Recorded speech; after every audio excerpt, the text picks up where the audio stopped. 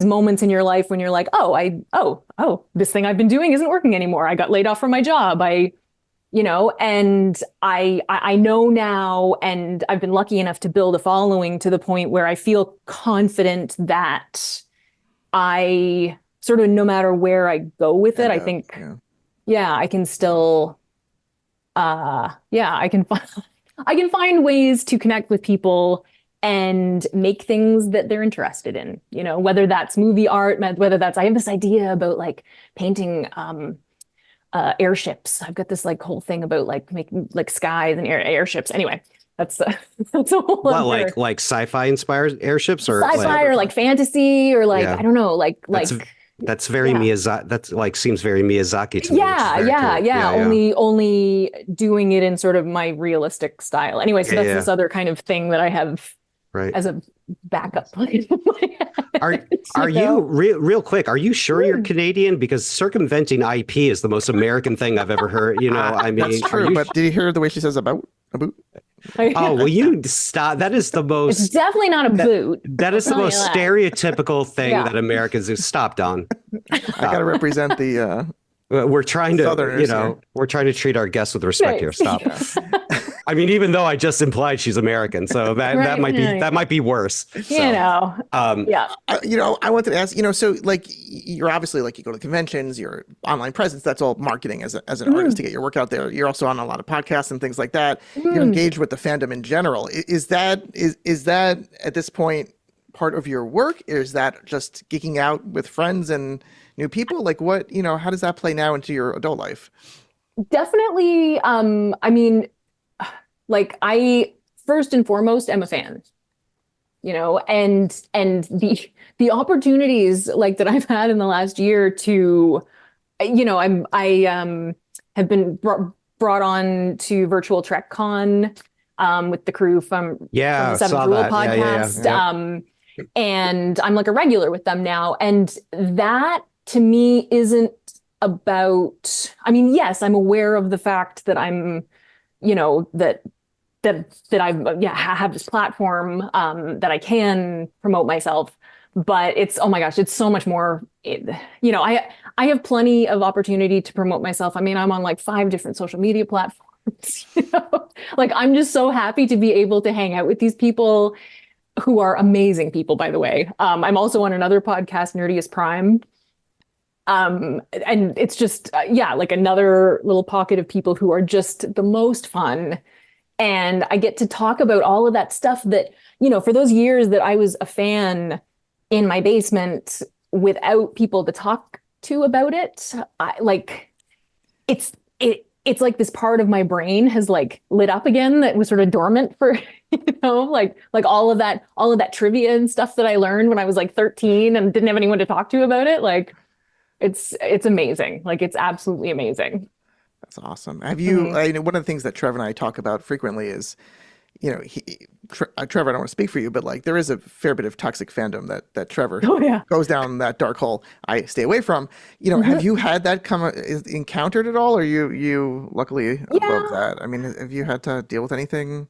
Luckily, not too much directed at me. I mean, there's a certain amount of trolling that you'll get, if you have a post that goes, I'm not joking when I ask this. Death threats? No. Really? No. Good. Not at this point. Yeah. Knock on wood. Yeah. I mean, I have a very famous video game developer, a town over next from me, female. She gets death threats all the time. She had to hire security. Oh, yeah. I've been trying, I try really hard to keep my, to sort of protect my identity in terms of like where I live, where I am at any given time, that kind of thing, because I have built a kind of like frighteningly large group of people who know who I am. It's really weird. So no, I know I've been really, really lucky in that respect. Mostly in terms of toxic fandom, it's a lot more like it's a lot of the people who are like, we don't like new Trek and that kind of. But I mean, honestly, like I built myself this little like walled community on Twitter, that was just basically just all the happy Star Trek fans. like and anybody that starts like, I'm just like, okay, you're muted. Bye. Yeah. So, I've worked hard to keep it that way, basically. Yeah. Do you still need Twitter for what you do? You know what? Like kind of. It's really frustrating. And it's funny because Twitter was like absolutely dead to me. I've been on Twitter. I got off of it over 10 years ago. Yeah. I think it's awful. I started on Twitter like way back, like what was it, 2005? 7? Yeah. Oh wow, that's very early. 6. Yeah. So yeah, like I was on there when it was like me and Will Wheaton, basically. And Flex. so I you know what I mean? Oh, he said flex, and I almost spit up my tea. To be clear, Will Wheaton does not know who I am. Yeah, let's go. Yet, yeah, right. Yeah, he's gonna know now. Get that on our huge podcast. Get that Frakes picture. Yeah, right. Yeah, replace the Frakes with the Will Wheaton photo. Yeah. Frakes knows who I am. Oh wow, we're flexing nonstop here. Look at this. Look at this. But yes, Twitter. So Twitter was basically dead to me. I mean, after 2016, I stopped using it because I was like, it was just gross. Yeah. And then I went back, and because somebody started telling me about like that you could mute keywords and stuff like that, and I sort of started doing that to a point. Like I just basically like wiped out anything to do with politics or that orange guy or any of that stuff. And then right at the point when Elon Musk bought it, I went on that night that we were all basically waiting for it to blow up because he'd fired everybody, and we were like, okay, it's definitely going to die tonight. So I went on and put up just a picture of me with that poker game painting and saying, like, it's been a good run, I'll miss you all. And that blew up. And Twitter didn't die that night. Yeah. And I gained like 1,500 to 2,000 followers in a couple of days. And all of a sudden, the Star Trek community found me. And I was finding like people that were awesome. European people, actually, in particular, like the European Trek community on Twitter has been amazing. And that community, now it's certainly people have left. But like I say, because I have that kind of wall up around it, right. And there are a lot of people who are still there who haven't left. So I'm still kind of sticking around. I don't want to. No other way. I mean, like for us, like, how we contacted you, right? It was through Twitter. Yeah, exactly. A lot of our guests were, I hate to say it, I paid for the check mark. I was like, I understand. That's the gate. I really do. Be able to contact people. And, it's there's no other utility like that. Yeah, and I mean the number of like, I got a direct message from Terry Metalis because of something that I said, during the run of Picard that was like, and I'm just like, what is happening? And he's like, oh my God, I can't believe you figured that out. And then he messaged me a little bit later to say, I don't want to give you any spoilers, but there's a scene coming up this season that you're going to want to paint.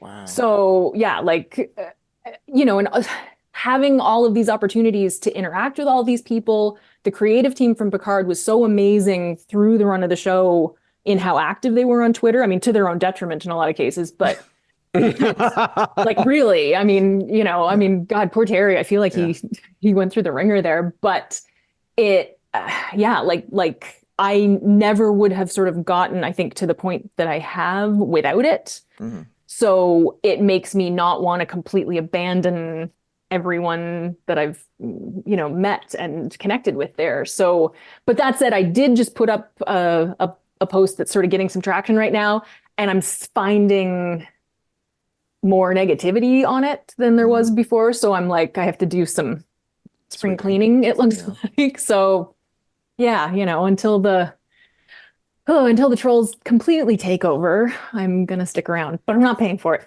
Yeah. Okay. So we had a lot of our guests in the first season of our show, we were able to get because of the strike that was happening in Hollywood. which also means that there's not a lot of shows out there, current shows. So Yeah. are you finding work that you're going to be doing or working on now? Is it creatively slower? Are you revisiting old classics? Like what do you, and what do you do? What are you working on now? What's Yeah, okay. Well, it's funny because I've lined up, I have a lot of commissions lined up actually, over the next 6 months, which is Wow. amazing. I know.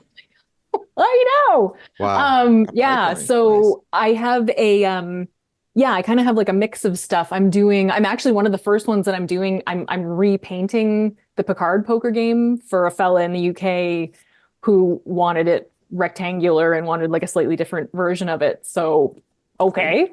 I have a Hobbit painting that I've been working on since 2020, but I have to finish it because Billy Boyd and Dominic Monaghan are in town staging Rosencrantz and Guildenstern Are Dead. Neptune Theatre in Halifax, Nova Scotia. And my friend is the director. So he's like, you can finish that Hobbit painting by the time we launch the show, right? So that's something I'm trying to get done. I'm doing a 4-foot long painting of the Enterprise D from Picard for a guy in Seattle. Do you remember Battlestar Galactica, the new one? Yeah, yeah. There was a promo shot that was kind of built like The Last Supper Mm-hmm. Oh, Yeah, yeah. sure. of the whole course. cast. Yeah, I'm yeah, doing yeah. a 4-foot long Oh my God, that's reproduction you know of that. I'm gonna just give you a Please. heads up. No, I've no, got please. maybe another year, but for Trevor's 50th birthday, I don't know, Trevor, Mhm. I would love to commission. There's similar to the Battlestar Galactica thing. Yeah. There's a photo from Babylon 5 of everyone Oh. giving them the bird. It was like an Amazing. just ever and That's know this, but amazing. Trevor refuses to watch the show because I love it so much. Oh, that's great. So I think like the biggest possible painting that could get to me in the air of all these actors in costume. This photo of flicking the bird at Trevor that I will hang for you perfect. at no charge. Trevor is coming your way. Fantastic. I can't wait. Amazing. I can't wait. We'll deal with that offline then. But yeah, Mhm. it's coming. Yeah. It's coming. All right. Mm-hmm. Yeah. So just I have A lot to do. You're busy. a lot Okay. of like a lot of geeky stuff. I'm also really hoping to get some paintings done that are a little more self-led. Like I want to make I've been wanting to paint data for Mm-hmm. ever. Like I just there's a few like that I don't have as much time to do as many projects for myself, which is something that I want to try to change over the next couple of years. Has the video game community tapped you yet? Are you getting commissions for I fantasy did and actually. let me Yeah, guess, was it a Dark Souls Bloodborne thing? No, really? no. I got commissioned to do a piece from Mass Effect. Oh, Yeah. Trevor's having a heart attack. Like Breathe, Trevor. Breathe. It's a shot of the Normandy kind of coming up on the oh citadel. gosh. Oh, I have Yeah. I have the Normandy symbol on my car. Oh, amazing. I love Mass Effect so much. It is I've never seen Trevor so happy. it is so Oh, great. amazing. It is so Amazing. great. I love it so much. Wow, that's Yeah. awesome. That's great. Yeah. That's great. Yeah. I want to go back for a that's- quick second. Ooh, please. Just my own curiosity. I may have to cut this, but you go to a convention, you're not you're not able to get like a table and sell your own stuff because they'll come around. No. And I mean, I mean, the convention vendor economy is built on fan art. Yeah, right. 100%. Yeah. The issue with STLV, and I actually have to do a little investigating with this, but STLV is run by Creation Entertainment, Yeah. who used to have the official license to be the official Star Trek convention. They lost the license. I think they might be trying to get the license back, but in the meantime, they have they're still sticking with being really strict about what they will allow in their vendor hall. Gotcha. And they also, at STLV, oddly enough, there's another painter who does sort of really realistic Star Trek work who did manage to get a license before the Viacom merger happened. So they bring her down there every year. So I feel like there may be some Gotcha. difficulty with it. That said, I mean, yeah, like I can go to any convention and sell. It's just, that's the one I want to go to, Have filmmakers tapped you for matte paintings or anything? Not yet, although that is something that I would really, really love to do. I mean, oh my God, like you know, as much as a lot of that work is digital now, Yeah. yeah,